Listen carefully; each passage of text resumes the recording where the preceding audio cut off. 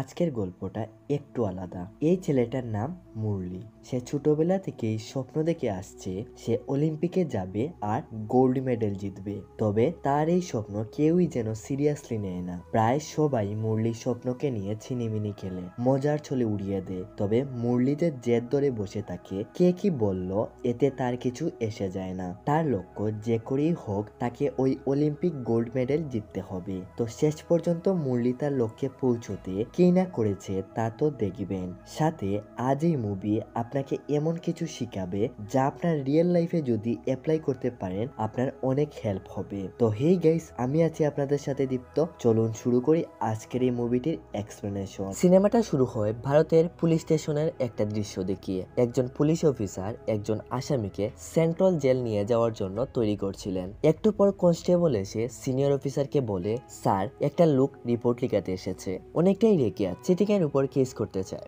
Senior officer তখন নাচে আর বলে, তো এখানে কি রিপোর্ট লেখো না, গিয়ে করতে দাও না তাকে কেস। কনস্টেবল বলে, স্যার সে তো ভারতের প্রেসিডেন্টের উপর কেস করতে চাচ্ছে। সিনিয়র অফিসার বলে, কাকে? সেজন্য আকাশ থেকে মাটিতে পড়ে। এদিকে আমরা দেখতে পাই লোকটা অফিসারকে অনেক ধমক দিয়ে কেস লিখতে বলে। লোকটার নাম মুরলীকান্ত রাজারাম পেটকার। আমি ইন্ডিয়ার প্রেসিডেন্টের উপর চিটিং করার জন্য কেস করতে চাই। এরপর সে তাদের নাম বলে। এতক্ষণে সিনিয়র অফিসার সেখানে চলে এসেছে। সিনিয়র অফিসার বলে, ইন্ডিয়ার রাষ্ট্রপতি উনারা আপনার সাথে চিটিং করেছে, এসব উল্টোপাল্টা কি বকছেন? তাদের কি আর খেয়ে দিয়ে কোনো কাজ নেই? মুরলি তখন বলে, তারা আমার সাথে চিটিং করেছে, আজ 40 বছর হয়ে গেল, এখনো তারা আমাকে অর্জুন অ্যাওয়ার্ড দেয়নি। অনেক হয়েছে, এখন আমাকেই লড়তে হবে, আমার অধিকার আমাকেই এবার ছিনিয়ে আনতে হবে। সিনিয়র অফিসার বলে, তাহলে অর্জুনের উপর কেস করেন না, গিয়ে মাঝখানে রাষ্ট্রপতিকে টানছেন কেন? তখন ওই আসামি লোকটা অনেক হাসে আর সিনিয়র অফিসারকে বলে, স্যার হকি ক্রিকেট যারা খুব ভালো খেলতো, নাম করা ছিল, তারাই অর্জুন অ্যাওয়ার্ড পেত। কনস্টেবল তখন বলে, তুই অত বুঝদার খেনে রে বেটা, অত ফাঁকনামি খাদ্য খনে সারেই থাকি তা জানি না নি পণ্ডিতর পণ্ডিত। সিনিয়র অফিসার তাকে অনেক ধমক দেয় আর বলে, চুপ থাক। সত্যি কথা বলতে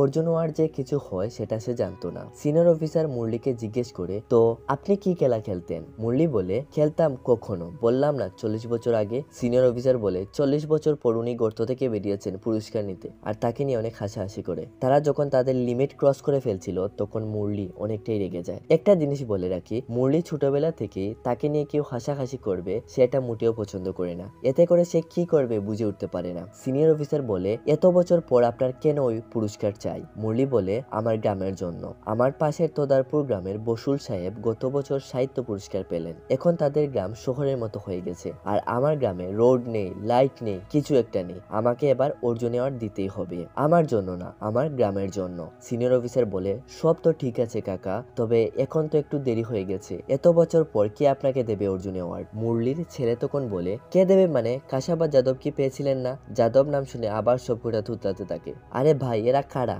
ওই লোকটা তখন বলে, মিস্টার কেডি যাদব, স্বতন্ত্র ভারতের প্রথম যিনি অলিম্পিক মেডেল জিতেছিলেন। এটা শুনে সব কটা লাইনে আসে। সিনিয়র অফিসার বলে, তো আপনি কিভাবে জানেন? মুরলি বলে, আমি জানবো না মানে, আমি তো ওখানেই ছিলাম। সিন চলে আসে বোম্বাইয়ের খারাত স্টেশনে, যেখানে আমরা দেখতে পাই অলিম্পিক থেকে মেডেল জিতে আসছিল কেডি যাদব। 10,000 থেকে বেশি মানুষ তাকে স্টেশন থেকে ডাক ডুল বাজিয়ে নিতে আসে, যেখানে আমরা দেখতে পাই মুরলি তার দাদার কাঁধের উপর বসে আছে। সবাই কেডি যাদবকে অনেক অভিনন্দন জানায়, মুরলিও সাথে তাকে অনেক অভিনন্দন জানায়। বাড়ি যেতে যেতে মুরলি তার দাদাকে জিজ্ঞেস করে, দাদা কেউ যদি এরকম মেডেল জিতে তো গ্রামের সবাই কি তাকে এভাবে কাঁধে বসায়? তখন মুরলির দাদা বলে, শুধু গ্রাম না রে, দেশের নাম উজ্জ্বল করলে পুরো দেশই তাকে কাঁধে বসায়। তবে আমাদের দেশে কেউই আজ পর্যন্ত কোনো অলিম্পিক মেডেল পাননি, এর জন্য এই নিয়ে তেমন কোনো একটা আলাপ আলোচনা নেই। এখান থেকে শুরু হয় মুরলির জীবনে বড় কিছু করার। মুরলির দাদা এরপর মুরলিকে সাবধান করে দেয় এই নিয়ে যেন বাবার সাথে সে কিছু কথা না বলে। রাতের বেলা সবাই একসাথে খেতে বসে। মুরলি তার মায়ের সাথে কেডি যাদবের ব্যাপারে মন খুলে গল্প করছিল।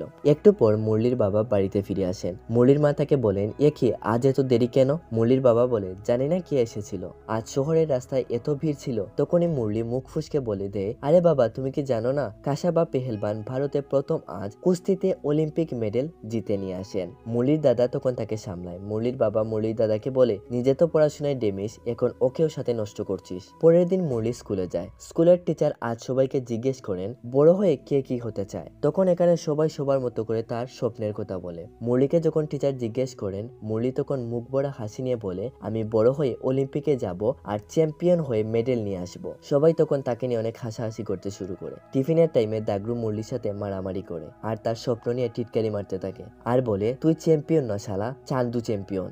মুরলির দাদা তখন দাগরুকে সামলায়। মুরলি তখন উঠে গিয়ে একটা পাথরের ঢিল তুলে তার দিকে ছুটতে যায়। মুরলির দাদা তখন মুরলিকেও সামলায়। বাড়িতে যেতে যেতে মুরলির দাদা মুরলিকে বলে, তুই কেন দাগরুর সাথে লাগতে গেলি? তুই কি জানিস না ওকে কান্দেরার পাটেল সাহেবের ছেলে সে? মুরলি বলে, সাহেবের ছেলে তো কি হয়েছে, আমি আমার বাবার ছেলে। সে হাসছিল আমার উপর, আমাকে সে চান্দু চ্যাম্পিয়ন বলছে। মুরলি কাঁদতে কাঁদতে বলে, চান্দু নয়, চ্যাম্পিয়ন আমি। মুরলির দাদা বলে, চ্যাম্পিয়ন? কোথাকার চ্যাম্পিয়ন তুই? কোথারই শুধু চ্যাম্পিয়ন, তাই না? সত্যিই তো হাসছিল সে। তুই এমন কি করেছিস যে লোক বলবে তুই জিতার যোগ্য? তুই তো এটাই চাস, লোক তোর উপর না হাসে, তাই তো? মুরলির দাদা তখন তাকে গণপতির কাছে নিয়ে যায়, যেখানে আমরা দেখতে পাই উনি সব পেহেলবানদের ট্রেনিং দিয়ে থাকেন, মানে এখানকার পেহেলবানদের ট্রেনার। মুরলির দাদা বলে, যদি কেউ তোকে চ্যাম্পিয়ন বানাতে পারে তবে সেই শুধু পারবে, সোজা গিয়ে পা ধরে বসে থাকবি। মুরলি গণপতিকে ডাকতে থাকে, তবে গণপতি তাকে পাত্তাই দিচ্ছে না। সে তখন তার পা ধরে ঝুলে থাকে আর বলে, কাকা আপনি আমাকে আপনার সাথে নিয়ে নিন, আমি আপনার মতো পেহেলবানি শিখতে চাই। আপনি যা বলবেন আমি করব, আপনি শুধু আপনার সাথী বানিয়ে নিন। গণপতি তাকে উঠিয়ে বলে, তুই কি করতে চাস? মুরলি বলে, পেহেলবানি করতে চাই। গণপতি বলে, তোর বডি কি দেখেছিস? আগে ভালোভাবে দাঁড়াতে শিখ, এরপর না হয় শিখে নিবি পেহেলবানি। সবাই তাকে নিয়ে অনেক হাসাহাসি করে, কেউই তাকে সিরিয়াসলি নিচ্ছিল না। মুরলি তখন রেগে একটা পাথর তুলে তার দিকে ছুটতে যায় আর বলে, কাকে নিয়ে হাসছেন আপনারা? মুরলির দাদা তখন এসে তাকে সামলায় আর গণপতির কাছে ক্ষমা চেয়ে তারা দুজন চলে যায়। গণপতি মুরলিকে ডেকে আনে আর বলে, বাহ ঝাল আছে বটে। গণপতি তাকে জিজ্ঞেস করে, পেহেলবান হতে চাস? মুরলি বলে, হ্যাঁ, আর অলিম্পিক মেডেলও জিতবো। গণপতি জিজ্ঞেস করে, কেমন মেডেল? মুরলি বলে, আমিও কাশা বা বাবুর মতো হতে চাই। 10,000 লোক, শত শত রেলগাড়ি, ঢুল কাশি, মেডেল জিততে পারলে অনেক সম্মান পাওয়া যায়। গণপতি বলে, তুই কিরকম মেডেল জিততে চাস বলতো দেখি? মুরলি বলে, কিরকম মেডেল মানে? বললাম না অলিম্পিকে। গণপতি বলে, আরে বেটা, অলিম্পিকে কি একটা শুধু মেডেল হয়? 3 ধরনের মেডেল হয়, তুই কোনটা জিততে চাস? মুরলি তখন তার দাদাকে ইশারায় জিজ্ঞেস করে, তবে তার দাদাও এ সম্পর্কে কিছু জানে না। মুরলি তখন গণপতিকে বলে, কি কি হয়? গণপতি বলে, তামার, রূপোর, সোনার। মুরলি একটু ভাবে আর বলে, সব থেকে বড় কোনটা? গণপতি বলে, সোনার। মুরলি বলে, তাহলে আমি সোনার মেডেলই জিতবো। তার এমন আত্মবিশ্বাস দেখে সবাই প্রায় অনেক গর্ববোধ করে। এরপর থেকে মুরলি তার স্বপ্নের রাস্তার দিকে এগোতে থাকে। স্কুলে গেলে স্কুল থেকে লুকিয়ে চলে আসে গণপতির কাছে, যেখানে পেহেলবানদের সাথে ট্রেনিং করে, আর তাদের লড়াই সে খুব ভালোভাবে ফলো করতে থাকে। পত্রিকা থেকে বড় বড় চ্যাম্পিয়নদের ছবি কেটে রাখে, স্কুলের কাছে সে অলিম্পিকের নকশা আঁকে, জমির কাকতারুয়া তুলে শক্তি দেখায় সে চ্যাম্পিয়ন হয়ে গেছে।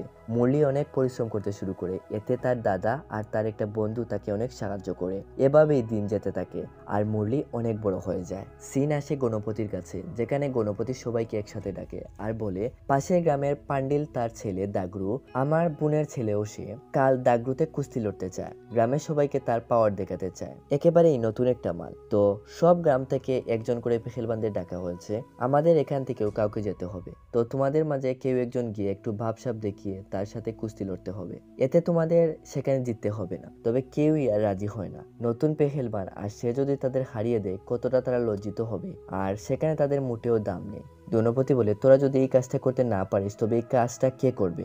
আর আমার বোনের কাছে আমার সম্মানটাই বা কি থাকবে? মুরলি তখন এখানেই ছিল আর সবাই গণপতিকে বলে, একে নিয়ে যান না, তার মাঝে কত দম দেখেছেন, আজ পর্যন্ত আপনি তো তাকে কোনো ট্রেনিংই দেননি, একেবারেই নতুন একটা মাল, হারানোর জন্য একেবারেই পারফেক্ট। আর তাকে কালকের কুস্তিতে দাগরুতে লড়ার জন্য বলে। মুরলি এখনো আসেনি, এ নিয়ে গণপতি অনেক চিন্তিত। এদিকে আমরা দেখতে পাই মুরলির বাবা তাকে আসতে দিচ্ছিলেন না আর বলেন, আজ তোর স্কুলে রেজাল্ট দেবে আর তুই আজই দাঙ্গাল যাবি? সারাক্ষণ তোর পেহেলবানি নিয়ে পড়ে থাকিস, নিজের পরিশ্রম দিয়ে 1 প্যাকেট নুন এনে দেখা, এরপর না হয় ওই পেহেলবানি তুই দেখাস আমাকে। মুরলি তার বাবাকে বলে, বাবা আজ আমাকে প্লিজ যেতে দাও, আজ দাঙ্গাল বাবা, কতদিন অপেক্ষার পর আমার লাইফে এই দিনটা এলো। মুরলির বাবা বলে, বাইরের লোকজন তোকে নিয়ে কি ভাবছে জানিস? আর তাকে একের পর এক থাপ্পড় মারতে থাকেন। মুরলি অনেক কাকুতি মিনতি করে আজকের দিনটা তার বাবাকে ছাড় দিতে বলে। মুরলির বাবা তখন বলেন, যদি আজ তুই পরীক্ষায় পাস করতে পারিস তবে তুই দাঙ্গালে চলে যাস, আর না হলে যদি এই অলিম্পিক আর দাঙ্গাল বাঙ্গাল তোর মুখে নাম শুনেছি। আর মুরলিকে তার বাবা কান ধরে স্কুলে নিয়ে যান। রাস্তায় মুরলিকে দেখে সবাই চান্দু চ্যাম্পিয়ন বলে টিটকারি মারতে থাকে। এদিকে আমরা দেখতে পাই পান্ডিয়ার ছেলে একের পর এক সবাইকে কুস্তিতে হারিয়ে দিচ্ছে। একটু পরেই তাদের টিমের পালা। স্কুলে গিয়ে দেখে মুরলি আজও ফেল করেছে, তাই সে উপায় খুঁজে না পেয়ে সেখান থেকে পালিয়ে দাঙ্গালে চলে আসে। মুরলি জানে এখন যদি সে তার বাবাকে এটা বলতে যায় তো তার স্বপ্ন এখানেই চিরকালের মতো শেষ হয়ে যাবে। এদিকে এবার লাস্ট প্রতিযোগী দাগরু। তার সম্বন্ধে আপনারা তো আগেই পরিচিত হয়েছেন। সে নাকি অনেক পাওয়ারফুল, আজ পর্যন্ত কেউ তাকে হারাতে পারেনি। কারো কি সাহস আছে তাকে হারানোর? এটাই মাইকে বলা হচ্ছিল। মুরলি এসে বলে আমি লড়বো। সবাই তাকে আবার চান্দু চ্যাম্পিয়ন বলে টিটকারি মারতে থাকে। সবাই তো ভাবে আজ যে মুরলির কি হবে। প্রথম দিকে দাগরু ভালোই পারফর্ম করে। একটা লোক উঠে বলে যে আজ যে জিতবে সে এই নতুন সিকি পাবে। তার দেখা দেখে সবাই সিকি মাটি ফেলতে থাকে। ঠিক তখনই আমরা মুরলির মধ্যে বিশাল একটা পরিবর্তন দেখতে পাই। মুরলি সিকিগুলোর দিকে তাকায় আর তার বাবার কথাগুলো মনে পড়তে থাকে।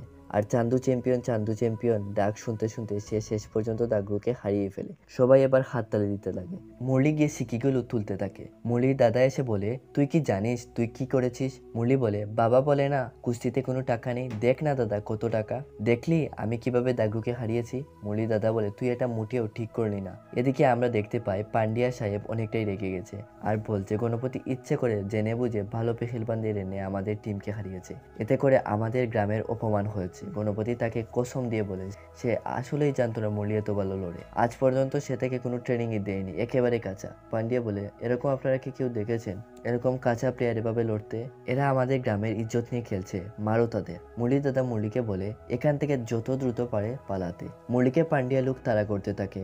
অনেক দৌড়তে সে একটা ট্রেনের কাছাকাছি চলে আসে। মুরলি একটা লোকের হাত ধরে ট্রেনে উঠে পড়ে। সিন আসে পুনা স্টেশন। লোকটার নাম কার্নাল। কার্নাল মুরলিকে বলে তুই তো অলিম্পিকে যেতে চাস তাই না, তো ইন্ডিয়ান ফোর্সে জয়েন কর না। এখানে কার্নাল কয়েকজনের নাম বলে আর মুরলিকে বলে এদের চিনে নাকি। মুরলি বলে না রে ভাই। সে তখন বলে এরা সবাই অলিম্পিক খেলেছেন আর এটা কিভাবে করতে পেরেছেন জানিস? ফোর্স হওয়ার জন্য। তোকে তারা গ্রাম থেকে ভাগায়নি, তোকে তারা স্বপ্নের কাছাকাছি এনে দিয়েছে।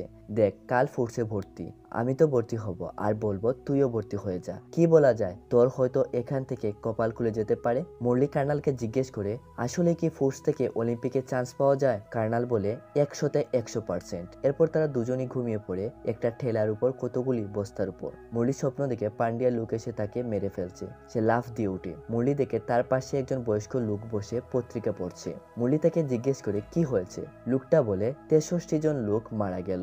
লোকটা বলে হাওয়াই জাহাজ আসছিল, মানে প্লেন জাপান থেকে বোম্বাই আসছিল।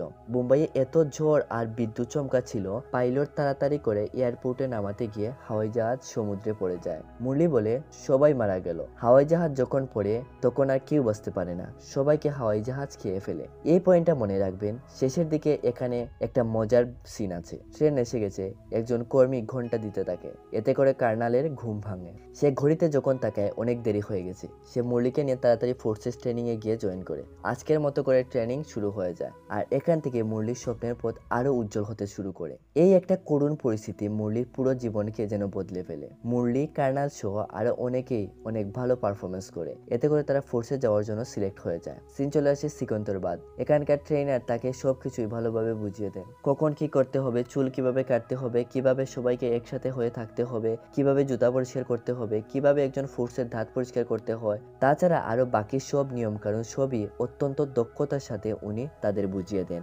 রাতের বেলা মুরলি তার জীবনে ঘটে যাওয়া ঘটনাগুলো সবার সাথে গল্প করতে থাকে। মুরলি বলে এখন আর আমাকে কেউ আটকাতে পারবে না, এখন সোজা অলিম্পিক গোল্ড মেডেল। এখানেও তার স্বপ্নকে নিয়ে সবাই হাসাহাসি করে। কার্নাল মুরলির সাথে সায় দেয়।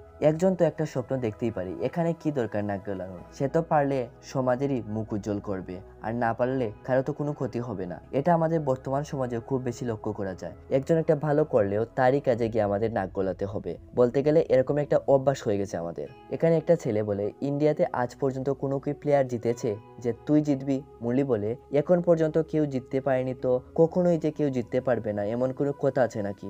আমি জিতবো। সবাই তখন আরো জোরে জোরে হাসতে থাকে। মুরলি ছোটবেলা থেকে তাকে নিয়ে কেউ হাসাহাসি করবে সেটা মোটেও পছন্দ করে।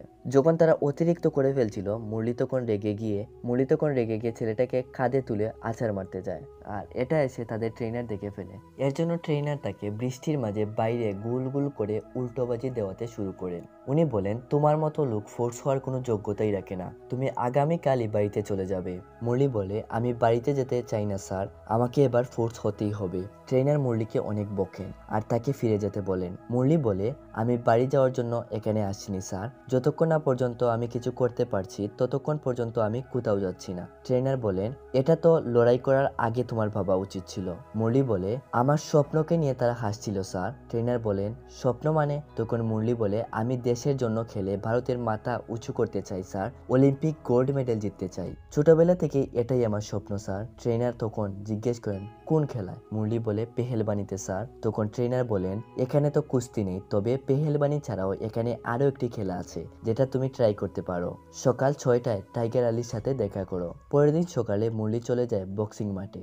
এখানে টাইগার আলী সবাইকে ট্রেনিং দেন। বলে রাখি, টাইগার আলী খুবই রাগী টাইপের একজন মানুষ। হুট করেই তার মাথা গরম হয়ে যায়। বরাবরের মতো আজও সে সবাইকে প্র্যাকটিস করাতে শুরু করে। মুরলি দাঁড়িয়ে আছে দেখে বলে, এই বেটা, আদিককে তা দেখাই দেখিতা, তোরে কি তোর নিমন্ত্রণ দিয়ে আনা লাগবো নি? ফট করে প্র্যাকটিস শুরু কর। এখানে তো আর সে জানে না মুরলি যে বক্সিং পারে না। মুরলি গ্লাভস দুটো হাতে নিয়ে ভালোভাবে দেখতে থাকে। তখনই এখানে উস্তাদ চলে আসে আর টাইগার আলীকে বলে, এ কি করেছো তুমি? সুজয়কে মাঠে নিয়ে এলে? টাইগার আলী বলে, বক্সারকে মাঠে আনবো না তো কি করবো? উস্তাদ বলে, আরে সে তো বক্সার না। বলে সে করতে শুরু করে। তুই কিভাবে মাঠে এলি রে? টাইগার আলী উস্তাদকে বলে, একে বাইরে নিয়ে জানতো দেখি, যত সব পাগলের মেলা। টাইগার আলী তাকে আরো এই সেই অনেক কথা বলে। মুরলি বলে, আমি পারবো স্যার, একটা সুযোগ দিয়েই দেখুন না। টাইগার আলী বলে, 1-5 খেলেই তো তোর দাঁত সবগুলো বেরিয়ে আসবে। মুরলি বলে, আমি পেহেলবান, কিছুই হবে না, আপনি একটা সুযোগ দিয়েই দেখুন না।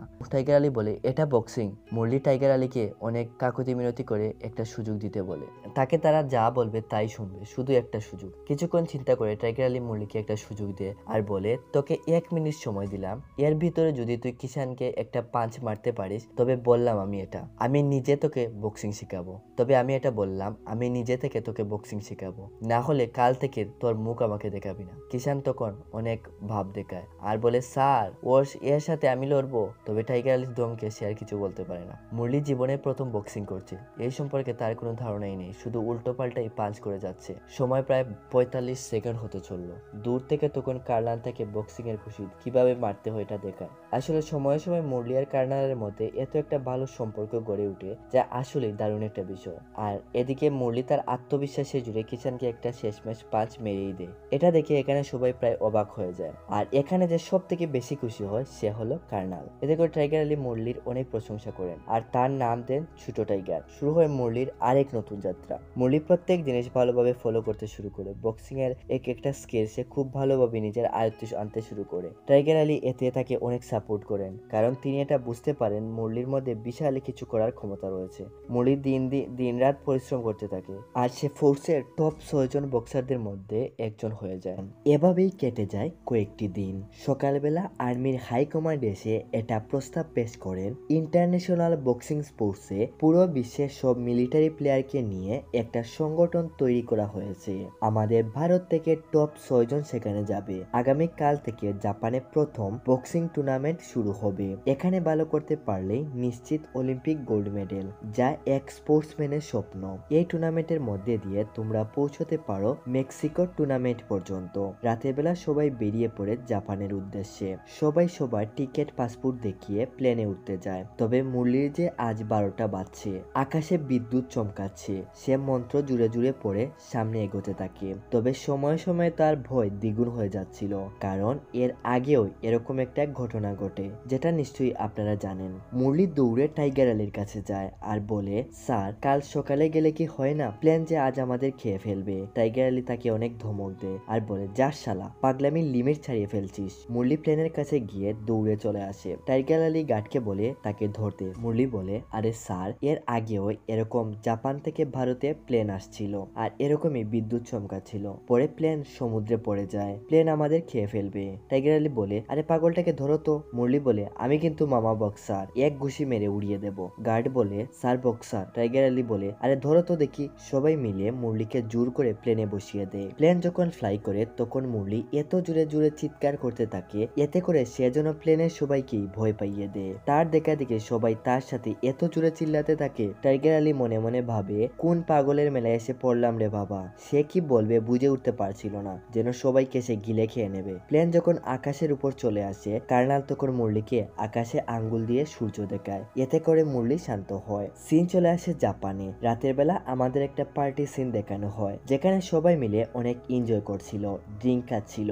মুরলি আর কার্নাল এসব দাঁড়িয়ে দাঁড়িয়ে দেখছিল। মুরলিকে কার্নাল বলে, ড্রিঙ্ক কখনো কি করেছিস? মুরলি বলে, না রে ভাই, এসব এসব আমি ছুঁয়েই দেখিনি। কার্নাল বলে, এগুলো ভালো না রে ভাই, খেতে নেই। আরো অনেক ভাউতাবাজির দুজন কথা বলছিল। একটু পর ওয়েটার ড্রিঙ্ক নিয়ে আসে, আর এই শালার বেটাও এসে এমন ভাবে দাঁড়িয়ে থাকে যেন তাকে এটা বলা হয়েছে যেন কোনো গেস্টই বাদ না পড়ে ড্রিঙ্ক খাওয়া থেকে। মুরলি আর কার্নাল একজন আরেকজনের দিকে শুধু তাকায়, আর দুজন দুটো গ্লাস নিয়ে নেয়, আর একে অপরের দিকে তাকিয়ে শুধু শুধু মুচকি আসে। এক চুমুক দিতেই তাদের বমি চলে আসে, আর দৌড়ে গিয়ে বেসিনে ফেলে। তখনই তাদের টাইগার আলী ডাকে, এই তোরা কোথায় ছিলি? এতক্ষণ ধরে তোদের খুঁজছি। টাইগার আলীকে দেখে তারা দুজনেই গ্লাসটা লুকিয়ে দেয়। টাইগার আলী মুরলি আর কার্নালকে নয়নতারার সাথে পরিচয় করিয়ে দেয়, যে কিনা একজন জার্নালিস্ট। এই টুর্নামেন্টের যাবতীয় খবর সে নিজেই প্রোভাইড করবে। মুরলি মেয়েটাকে দেখে কিরকম জানি তার মধ্যে একটা অন্যরকম অনুভূতি কাজ করছিল। তার মুখে দেখা যাচ্ছে শুধু মুচকি মুচকি হাসি। নয়নতারা কার্নাল আর মুরলির সাথে টুকটাক একটু কথাবার্তা বলে, তাদের পরিচয় দেয়। এরপর কার্নাল নয়নতারাকে জিজ্ঞেস করে,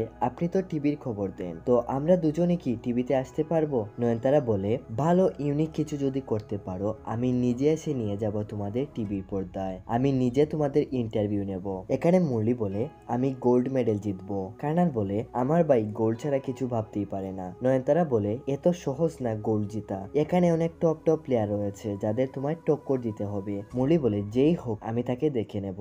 নয়নতারা মুরলির কনফিডেন্স থেকে অনেক প্রশংসা করে। আজ আমাদের ভিডিওটি এখানে শেষ করতে হচ্ছে। আগামী পর্বে আপনারা মুভির বাকি অংশটুকু দেখতে পাবেন। দ্বিতীয় পর্ব শীঘ্রই আপলোড করা হবে। আপনি যদি আজ ভিডিওটি দেখেন, মানে যারা এই ডেটে ভিডিওটি দেখছেন, আপনারা 3 থেকে 4 দিনের মধ্যে দ্বিতীয় পার্ট দেখতে পাবেন। আর যারা পরে দেখবেন আপনারা তো ভাগ্যবান। দ্বিতীয় পার্টের লিংক তো এই ভিডিওর পিন কমেন্ট আর ডেসক্রিপশন বক্সে আছেই। তো আর দেরি কি, লিংকে ক্লিক করুন আর ভিডিও দেখুন।